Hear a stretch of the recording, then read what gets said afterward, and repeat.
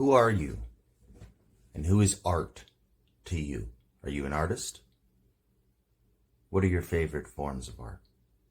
Of course, music is top of the list for almost everybody. But boy, performance art, there's so much of it that's so amazing. And this is an open message to all artists and everybody else. A really important message on the topic of art and creativity. My name is Chris, and this is Insights Up, or Unleashing Human Potential. So today I want to talk about art. I want to talk about I guess about 8 quick things. And I guess my editing skills are terrible. I'll try and put this list up, but no promises. We'll do what I can. It'll be what it'll be. And then first I want to ask, what is creativity? What is art? Do you call yourself an artist?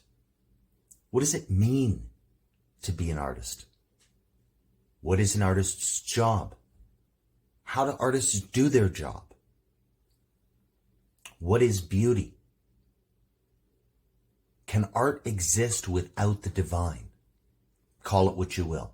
The creator, a divine order, a perfection, a beauty, a majesty to life. Can art exist to destroy? Can art be chaotic and ugly? How, where does that happen? And lastly, human beings and the meaning of life and art and how it all works so well together. So really quickly, I'm an artist. I think I can speak to all of you brethren out there with conviction. I was published as a boy, as a writer, and that's my main mode, although it did take a great many years before I did that full time as a career. That all said, as a regular human, performance art is a major favorite of mine. As I say, I find it really humbling. What a spectacular thing that is for somebody to do something like that. And other than, our oratory and skills with rhetoric that dabble in those areas, I'm very, very humbled by performance art and find it really refreshing and unique. And so back to creativity, and I think we can address all of these questions that we've asked quite quickly and succinctly, and I want to end on a powerful note and a call to action for all of us artists. The reason for this video is because I think that the world is not broken per se, but there's a lot of work to be had in the name of all things good and true. The logos. What is that? The truth in the world, the freedom, the virtue.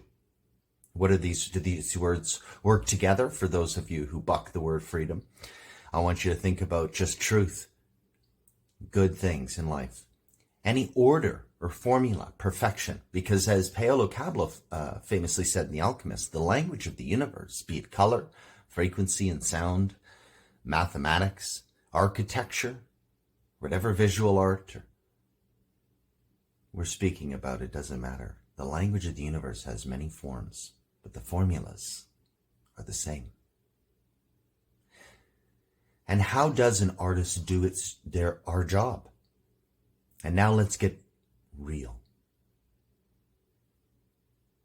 Because, as much as I appreciate Richard Dawkins, and my favorite, of course, was Christopher Hitchens, what a great orator that man was.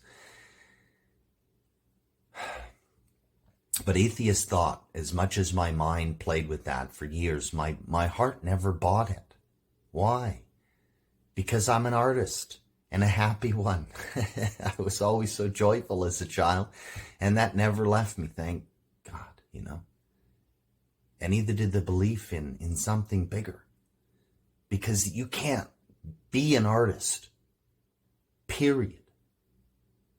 You cannot do this work without breathing in every minute, understanding how to connect to the smell, the effervescent perfection, majesty, the possibility first thing in the morning that in truth is always in the air. This is our job as artists, and this is our process too.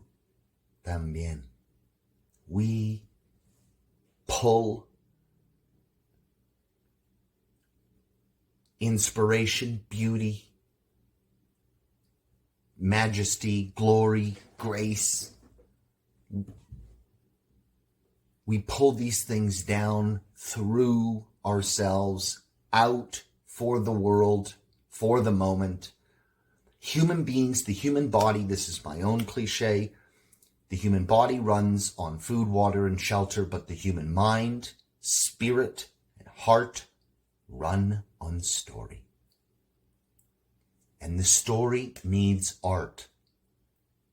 Art is a tool in our story for expression, for understanding, for coming to terms with, for celebrating. Even carpenters. Every man in my family's a carpenter almost, and Jesus was a carpenter for a reason. The metaphor, if you build something improperly, it falls on your head, and that's not right. There are ways to build things. There are ways to do things in the world. There is not an infinite amount of possibility and perspective and feeling about things. 2 + 2 is 4, and so on in the world. A bear will often eat you if you might try and hug it. And so on. There's a lot of truth in this world that is inescapable. And this is the Logos. This is virtue. This is story, the hero's journey in every part of it, that we rely on art to help us better embody and be inspired by. Art inspires action and evokes every aspect of the human experience. It is required everywhere. So, lastly, does it exist then in the form of chaos and ugliness? Well, yes. My favorite example is is from a movie. Maybe I don't know, I'll try and put a clip up if I can make that happen. But the movie is from Ashes in the Snow. It's called, Ashes in the Snow. The song from Jan, which is Gjan, Ring Them Bells. Originally a Bob Dylan cover. A song that she covered. And boy, amazing song. And even in that song, in that video, you'll see the moment where the, tortured, captured, enslaved humans artist is called to do a portrait of their captor. Probably an ugly thing that came out of that. That makes sense. It makes sense to juxtapose and to help understand even the famous portrait of the two paintings of the woman who lived a debaucherous life and in contrast a good solid life with a family. Can't remember that off the top of my head, but there's lots of reason in art to explore the chaotic and the ugly. But from architecture on down the line, through words, music, stories, and movies, it doesn't matter, video, YouTube, all of you artists and creators, carpenters, artisans of the world, rise, please. You can't call yourself an artist if you don't connect with the divine. I'm sorry. You can't. If you're connecting with evil and you're celebrating ugly and chaos, then I suppose you need to call it what you will. And there is certainly art like that and people like that. But there's a lot of people stuck in the middle, this nihilism, this gross ugliness in the world needs to stop. And it's up to us artists to lead the way.